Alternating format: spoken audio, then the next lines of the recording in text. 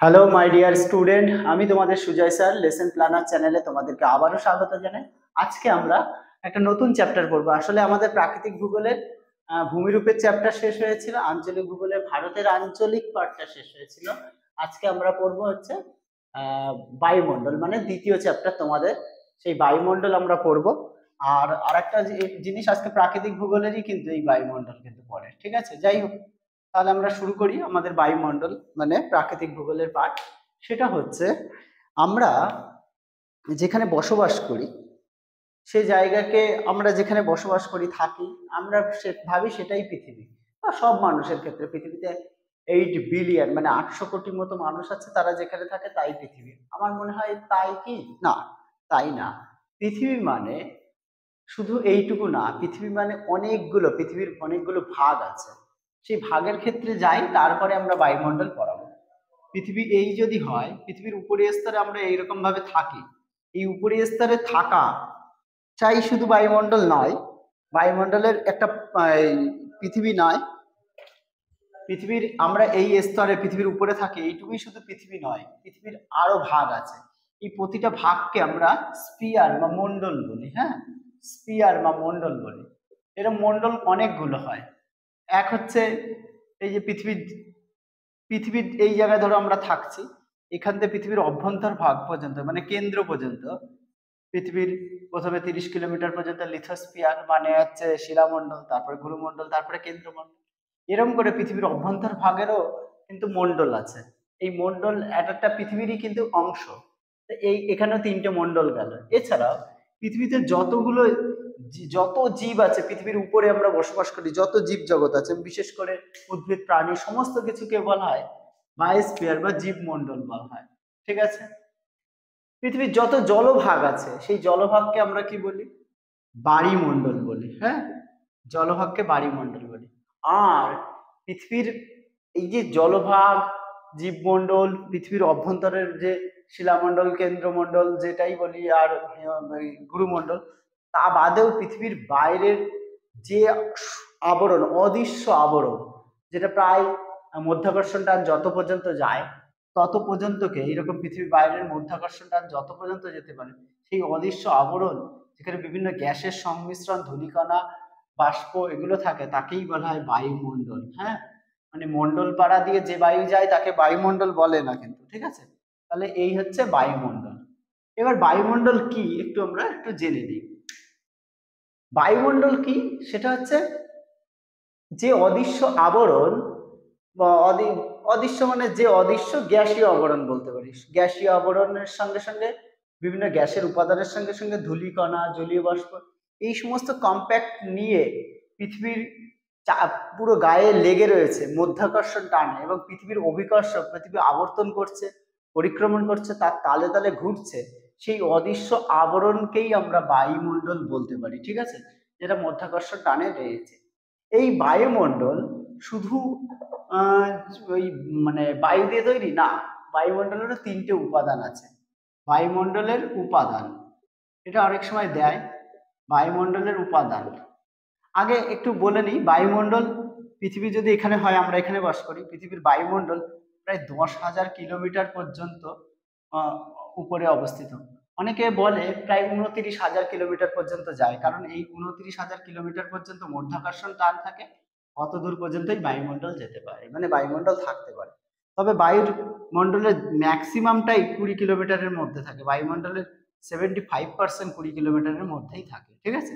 তাহলে এই পৃথিবীর ভূত্বক থেকে পৃথিবীর উপরি পর্যন্ত প্রায় 29,000 কিলোমিটার, মানে অ্যাভারেজলি 10,000 কিলোমিটার পর্যন্ত উচ্চতায় বায়ুমণ্ডল থাকে, এই বা অদৃশ্য আবরণ থাকে।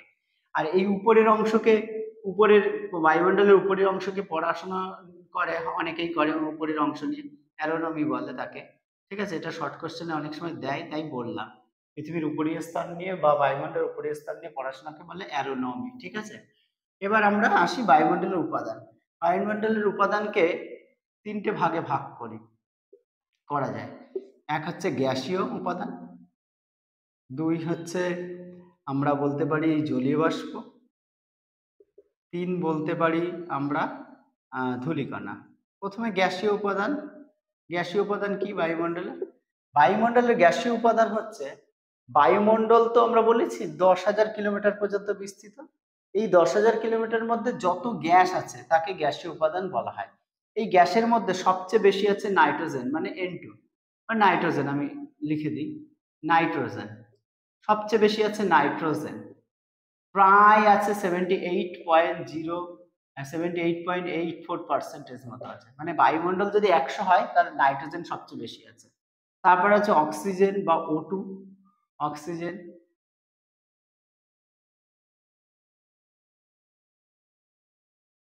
অক্সিজেন বা O2, O2 আছে প্রায় 20.94% এরকম, ঠিক আছে।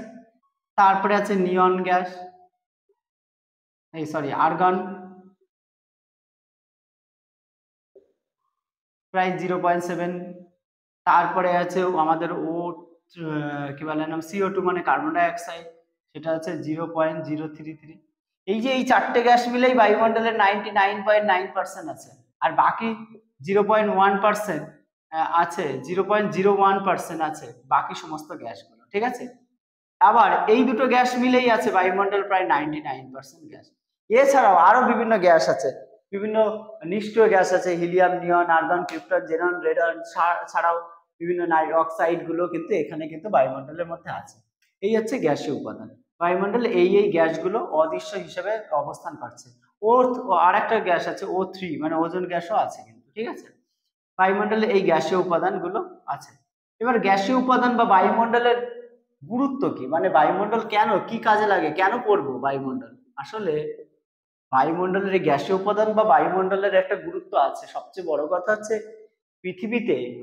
পৃথিবীর আবহাওয়া পরিবর্তনে বায়ুমণ্ডলের অবদান বেশি। আবহাওয়া পরিবর্তনে যে আজকে বৃষ্টি হচ্ছে বা পৃথিবীর যে জলীয় বাষ্প বা বাতাসের তাপমাত্রা যা কিছু হচ্ছে সব কিন্তু বায়ুমণ্ডলের উপাদানের জন্যই হচ্ছে।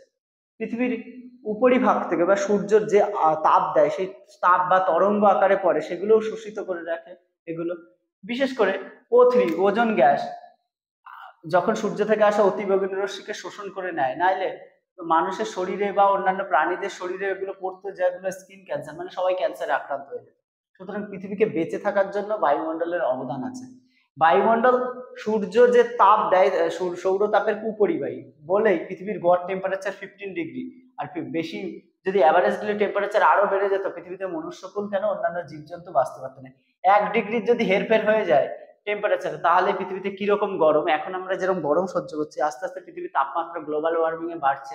এই তাপমাত্রায় হেরফেরের জন্য কিন্তু অনেক ক্ষতি হতে পারে, এবং শুধু ক্ষতি নয়, পৃথিবীর ভারসাম্য নষ্ট হয়ে যেতে পারে। বায়ুমণ্ডল আছে বলেই মেঘ, ঝড়, বৃষ্টি ইত্যাদি হয়, বা জল বাষ্পীভূত হয়ে উপর দিকে উঠে আবার বৃষ্টিপাত ঘটায়, যার জন্য আমাদের বায়ুমণ্ডলের বা জলচক্র অবস্থান করে বলে আমাদের এরকম ভাবে অবস্থান। বা বায়ুমণ্ডল আছে বলে অক্সিজেন এবং কার্বন ডাই অক্সাইড পাই, অক্সিজেনের মাধ্যমে আমরা নিঃশ্বাস প্রশ্বাস যেগুলো চালাই। এছাড়াও কার্বন ডাই অক্সাইডের মাধ্যমে উদ্ভিদ খাদ্য প্রস্তুত করে, সবকিছুই হয়। সুতরাং বায়ুমণ্ডলের একটা বড় উপাদানের গুরুত্ব আছে, মানে বায়ুমণ্ডলের গ্যাসীয় আবরণেরও কিন্তু গুরুত্ব আছে, ঠিক আছে। এবার আমরা চলে আসি জলীয় বাষ্প কি জিনিস।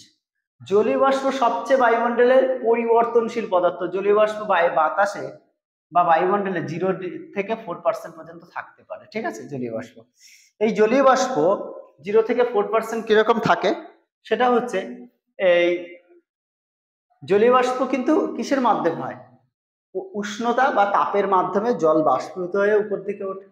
তাহলে যেখানে জল থাকবে এবং উষ্ণতা থাকবে সেখানে জলীয় বাষ্প হবে। এই জলীয় বাষ্প কিন্তু ঋতুভেদে এবং অঞ্চল ভেদে পরিবর্তন হয়।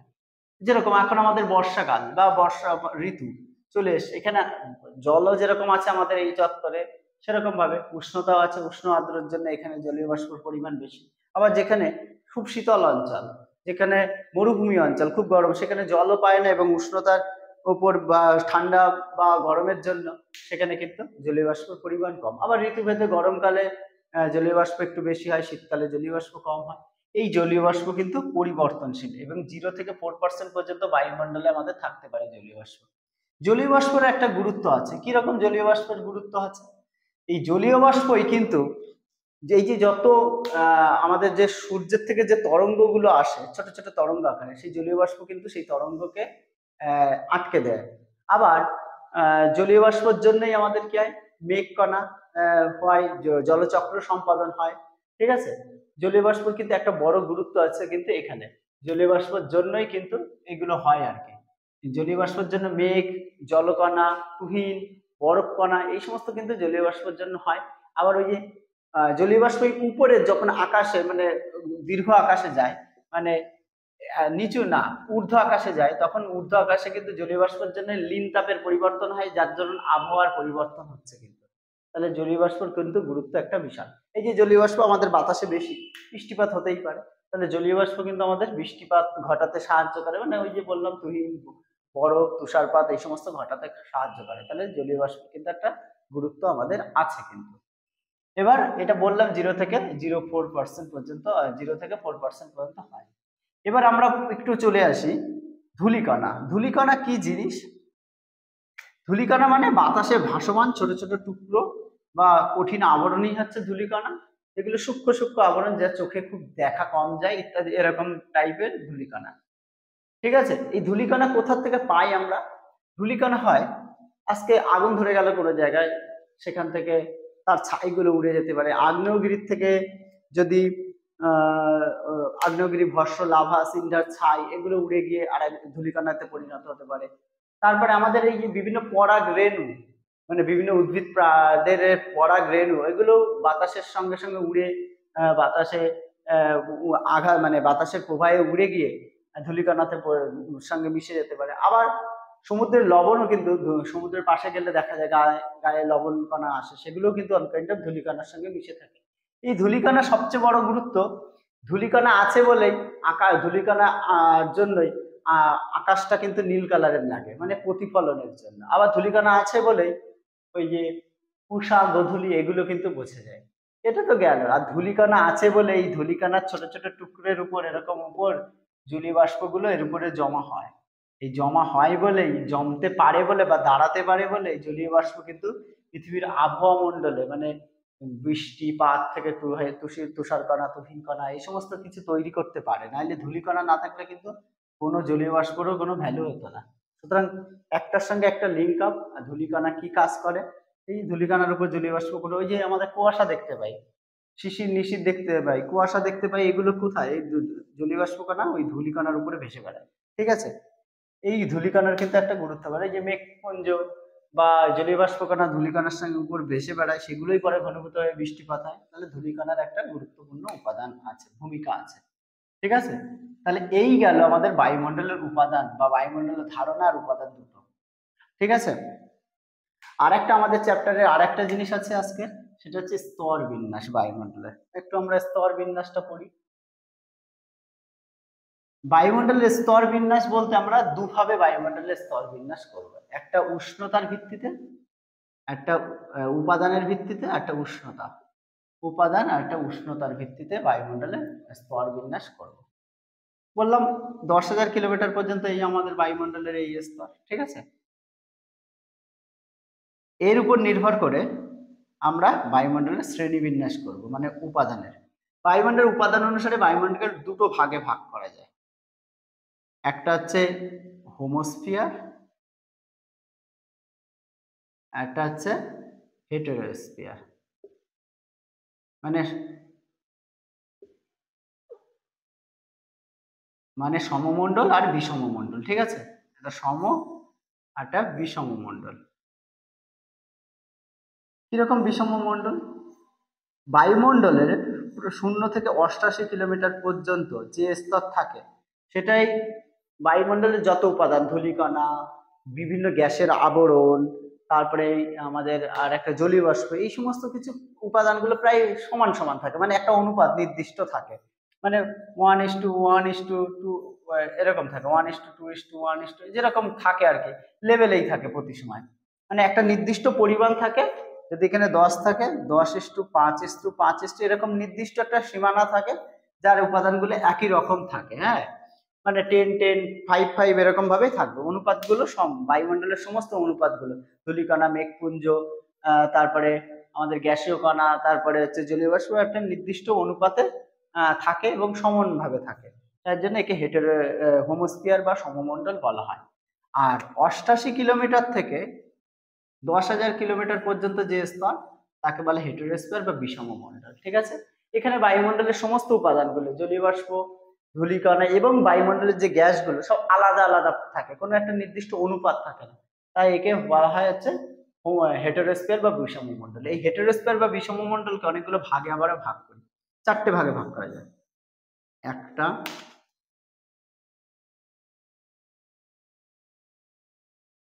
দুটো, তিনটে, চারটে। প্রথমটার নাম হচ্ছে আণবিক নাইট্রোজেন স্তর। আণবিক নাইট্রোজেন স্তর এই 88 থেকে 200 কিলোমিটারের মধ্যে বিরাজ করে। এখানে নাইট্রোজেন গ্যাসের প্রাধান্য বেশি। আবার 200 থেকে প্রায় 1120 কিলোমিটার পর্যন্ত থাকে পারমাণবিক অক্সিজেন স্তর। অক্সিজেন স্তর 1120 থেকে প্রায় 3540 কিলোমিটার পর্যন্ত যে স্তর থাকে তাকে বলা হয় আণবিক হিলিয়াম স্তর। হিলিয়াম স্তর মানে হিলিয়াম গ্যাসের প্রাধান্য। শেষে থাকে হচ্ছে হাইড্রোজেন স্তর। এটা হিলিয়াম এইচই, হিলিয়াম স্তর, আর এটা হচ্ছে হাইড্রোজেন স্তর। ঠিক আছে, আণবিক হাইড্রোজেন এই আণবিক পারমাণবিক হাইড্রোজেন স্তর, পারমাণবিক হিলিয়াম স্তর। ঠিক আছে, আর ওগুলো লিখলাম না। ঠিক আছে, এই যে স্তরগুলো থাকে এখানে দেখো প্রতিটা গ্যাস, এই গ্যাস এখানেই সবচেয়ে বেশি থাকে, অক্সিজেন এখানে বেশি থাকে, এখানে হাইড্রোজেন হিলিয়াম বেশি, এখানে হাইড্রোজেন বেশি।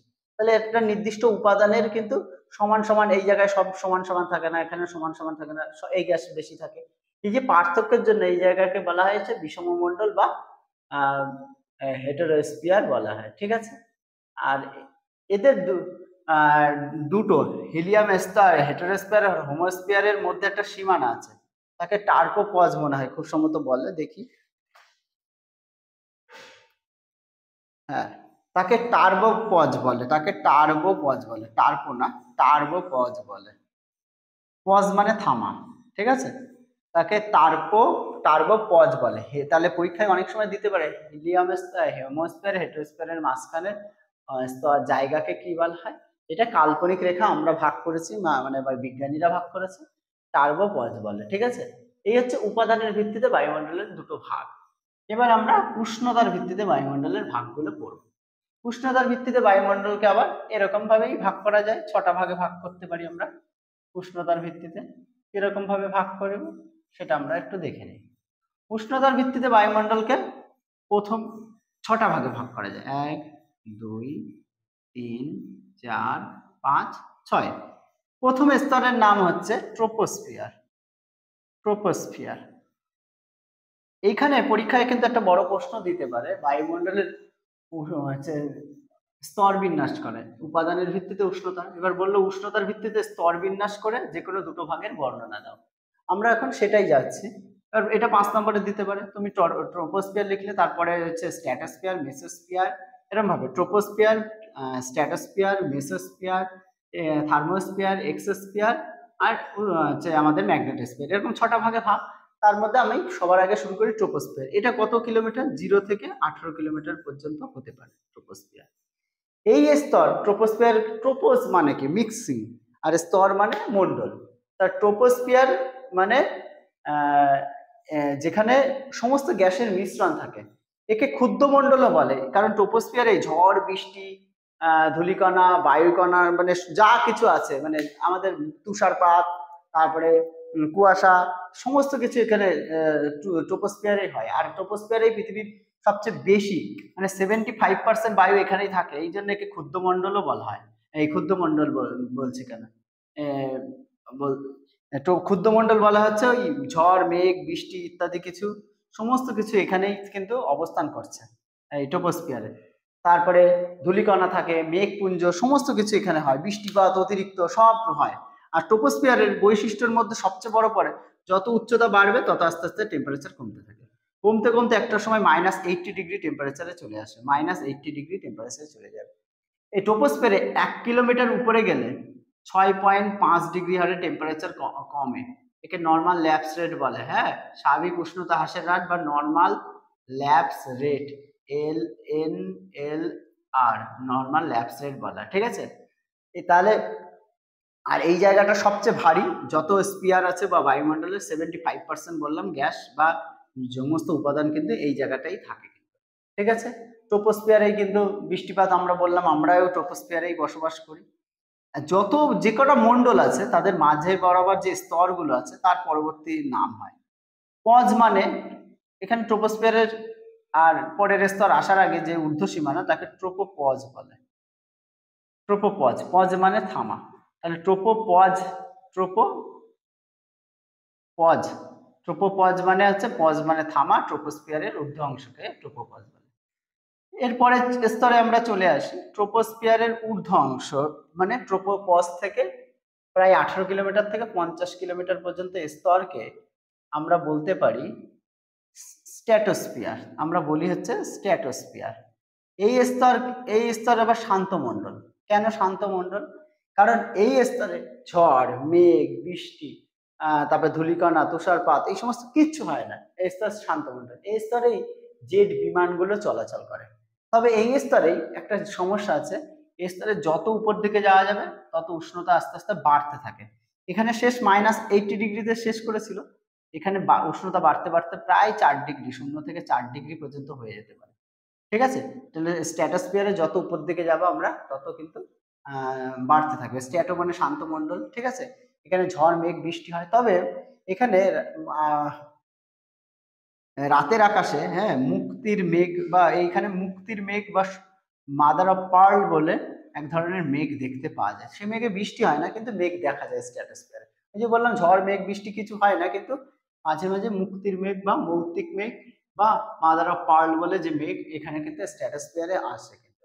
আর স্ট্র্যাটোস্ফিয়ারের এই 18 থেকে 25 কিলোমিটারের মধ্যে এই জায়গাকে O3 স্তর বা ওজোন স্তর বলে। এই ওজোন স্তরই মানে একটা অক্সিজেন এর সঙ্গে আর একটা অক্সিজেন মানে যোগ হয়ে এরকম হয় O3 স্তর। আর এই O3 স্তর বা অক্সিজেন যোগ হয়ে এই জায়গাকে ওজোন গ্যাসের আধিক্য তৈরি করেছে।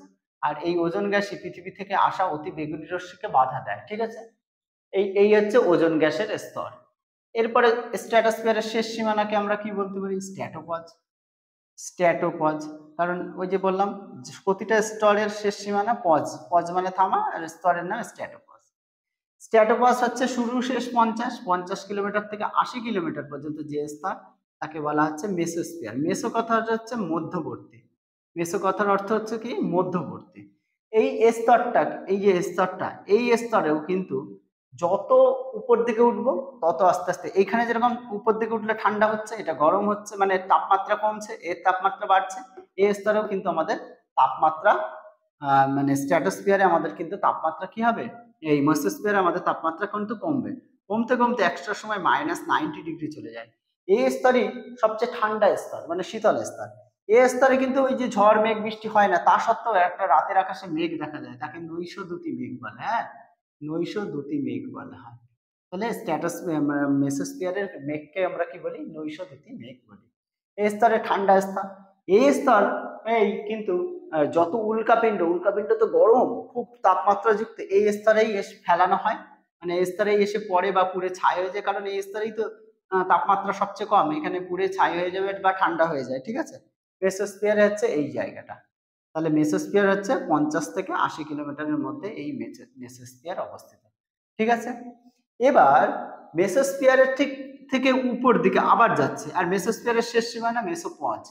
ঠিক আছে। মেসোস্ফিয়ারের শেষ সীমানা হচ্ছে মেসোপজ। 80 থেকে, এবার 80 ডিগ্রি থেকে 80 কিলোমিটার থেকে, এটা বায়ুমণ্ডলের ভূত্বকের থেকে কিন্তু হিসাব হবে, 80 থেকে 500 কিলোমিটারের মধ্যে যে স্তর আছে তার নাম হচ্ছে আয়নোস্ফিয়ার বা থার্মোস্ফিয়ার বা আয়নোস্ফিয়ার বা থার্মোস্ফিয়ার। থার্মোস্ফিয়ার বা আয়নোস্ফিয়ার। এই স্তরে আবার এখানে যেরকম তাপমাত্রা কমলে এই স্তরে আবার যত উপর দিকে যাওয়া যায় তত তাপমাত্রা বাড়ে। আর থার্মোস্ফিয়ারে এত দ্রুত হারে তাপমাত্রা বাড়বে, যত উপর দিকে যাওয়া যায় এত দ্রুত হারে তাপমাত্রা বাড়ে, তার জন্য এর নাম হচ্ছে থার্মোস্ফিয়ার, টেম্পারেচারের জন্য। ঠিক আছে। আর এই স্তরের আরেক নাম হচ্ছে আয়নোস্ফিয়ার। কেন আয়নোস্ফিয়ার? এই স্তরের আরেকটা নাম আয়নোস্ফিয়ার আমরা বলতে পারি। এই স্তর কেন আয়নোস্ফিয়ার নাম? তার কারণ এই স্তরে এই স্তরেই কিন্তু আণবিক, এই স্তরেই আণবিক নাইট্রোজেন স্তর, নাইট্রোজেন গ্যাস থাকে, আর পারমাণবিক অক্সিজেন গ্যাস থাকে। এই স্তরে সূর্য থেকে আসা, সূর্য থেকে এরকম ভাবে আসবে, সূর্য থেকে আসা গামা রশ্মি, রশ্মি, এক্স রে, গামা, এই রশ্মিগুলো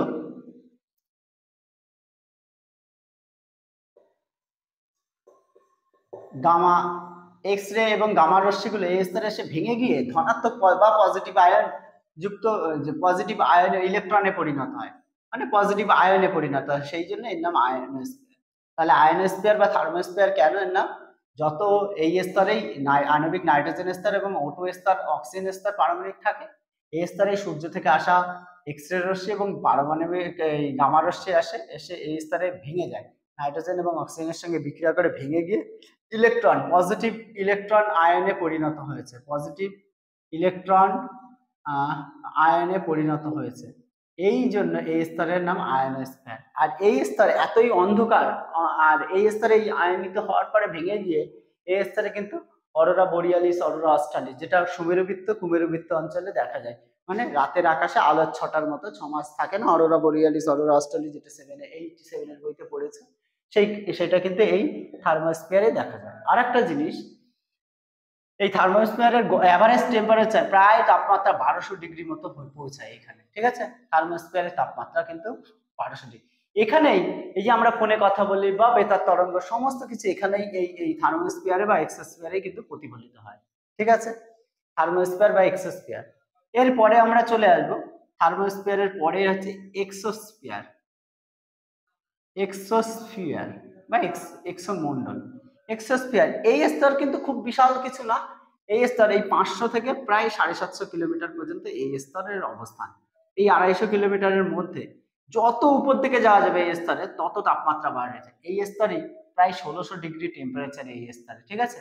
এই স্তরে প্রায় 1600 ডিগ্রি টেম্পারেচার, যত উপর দিকে ওঠা যাবে এই এক্সোস্ফিয়ার তত কিন্তু এখানে তাপমাত্রা বাড়তে থাকে, 500 থেকে 750। আর এরপরে আমাদের 750 থেকে প্রায় 10,000 কিলোমিটার পর্যন্ত যে স্তর, তার নাম হচ্ছে ম্যাগনেটোস্ফিয়ার, ম্যাগনেটোস্ফিয়ার, ম্যাগনেটোস্ফিয়ার। এই স্তর কেন ম্যাগনেটোস্ফিয়ার, তাকে এই স্তরের শেষ প্রান্তে কে বলা হয় ম্যাগনেটোপজ, মানে এই স্তরের শেষ প্রান্তে পৃথিবীর চৌম্বক মণ্ডল শেষ, মানে বায়ুমণ্ডলের চৌম্বক মণ্ডল শেষ, তাই এই জন্য একে ম্যাগনেটোস্ফিয়ার বলে। এখানে ইলেকট্রন এবং প্রোটন যে পদার্থগুলো আছে তার চৌম্বক ক্ষেত্র এই স্তরেই বিরাজ করে, ঠিক আছে? এই স্তরেই চৌম্বক ক্ষেত্র বিরাজ করে। নিরক্ষীয় অঞ্চলে এই ম্যাগনেটোপজের দু ধরনের চৌম্বক বলয় বিরাজ করে এবং ওখানে ভেঙে যায়, এখানে ভেঙে গিয়ে ভ্যালেন্স বিকিরণ হয়, এই ম্যাগনেটোস্ফিয়ারেই কিন্তু ভ্যালেন্স বিকিরণ হয় কিন্তু, ঠিক আছে? তাহলে ম্যাগনেটোস্ফিয়ার কোন জায়গায়? 750 থেকে 10,000 কিলোমিটার। আর এই স্তরে পৃথিবীর যে 7,500 থেকে 10,000 কিলোমিটারের যে ইলেকট্রন এবং প্রোটনের যে স্তর আছে, সেই ইলেকট্রন প্রোটনের যে চুম্বক ক্ষেত্র এই স্তরে অবস্থান করে। এর শেষ মাথা, এই ম্যাগনেটোস্ফিয়ারের শেষ মাথা মানে 10,000 কিলোমিটার পর্যন্ত পৃথিবীর এই বায়ুমণ্ডলের যে ইলেকট্রন প্রোটন দ্বারা গঠিত যে চুম্বক ক্ষেত্র সেখানেই শেষ হয়। আর এখানেই ভ্যান অ্যালেন বিকিরণ কিন্তু দেখা যায়, ভ্যান অ্যালেন বিকিরণ দেখা যায়। নিরক্ষীয় অঞ্চলে দুটো চৌম্বক ক্ষেত্র বলয় বা ম্যাগনেটোপজ দ্বারা কিন্তু এই ভ্যান অ্যালেন বিকিরণ তৈরি হয়। এই হচ্ছে আমাদের বায়ুমণ্ডলের কিন্তু স্তর বিন্যাস আমরা পড়ালাম, ঠিক আছে? বায়ুমণ্ডলের স্তর বিন্যাস আমরা পড়ালাম এবং বায়ুমণ্ডলের স্তর বিন্যাসের মধ্যে আমরা উপাদান এবং উষ্ণতার ভিত্তিতে বায়ুমণ্ডলকে দুটো ভাগে ভাগ করে দিলাম, troposphere, stratosphere, mesosphere, thermosphere, exosphere, magnetosphere. পরীক্ষা দিতে পারে বায়ুমণ্ডলের উষ্ণতার ভিত্তিতে স্তর বিন্যাস করে যে কোনো দুটো ভাগের বর্ণনা দাও, ট্রোপোস্ফিয়ার, স্ট্র্যাটোস্ফিয়ার দিলে, ঠিক আছে? কিভাবে হলো, কি বৃত্তান্ত, সমস্ত কিছু। আমাদের এখন বায়ুর মণ্ডলের ধারণা এবং বায়ুমণ্ডলের যে উপাদানের ভিত্তিতে যে শ্রেণীবিন্যাস, সেটা আজকে এখানেই শেষ হলো। আর পরের দিন বায়ুমণ্ডল, মানে এর পরের দিন তারপরের দিন বায়ুমণ্ডল নিয়ে আবার আরও বিভিন্ন কিছু আছে, সেগুলো আমরা পড়াবো। আর তারপরের দিন তো আমরা জানি আমাদের আঞ্চলিক ভূগোল আছে এবং আঞ্চলিক ভূগোলে আমরা নতুন চ্যাপ্টার শেষ করব। যাই হোক, আজকের মতো এখানেই থাকলো। লেসন প্ল্যানার চ্যানেল তোমরা দেখতে থাকো, আমরা তোমাদেরকে পড়াতে থাকছি এবং সহজ থেকে সহজতরভাবে পড়ানো হবে, ঠিক আছে? Thank you.